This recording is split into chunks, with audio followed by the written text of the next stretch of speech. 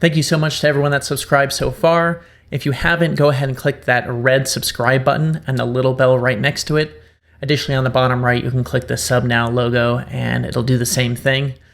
So in this episode, we're talking about Beaver Builder and how to select a Bootstrap framework.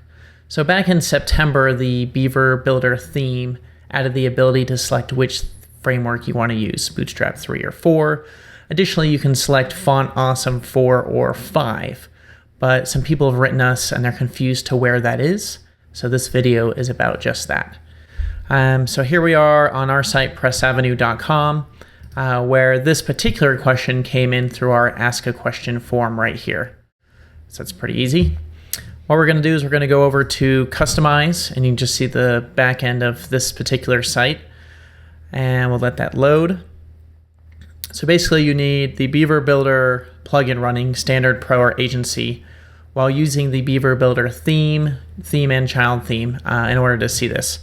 So if you go down to General and then to Layout in the Customizer, you'll see two options, a CSS framework and the Font Awesome icons. So I always like to use the newest stuff available. So under the default, I believe, is Bootstrap 3. You can completely turn that off and use your own stuff, which we'll show in another video, or you can change to Bootstrap 4.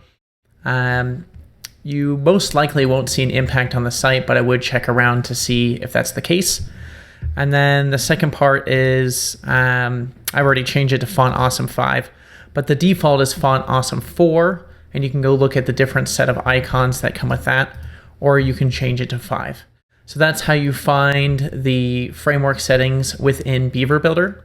If you have questions like this, again, go ahead to our Ask a Question form or ask them in the comments below. If you liked this video, please give it a thumbs up and let us know in the comments if you have additional questions about Beaver Builder, WordPress, or running a WordPress business. Thank you so much for watching.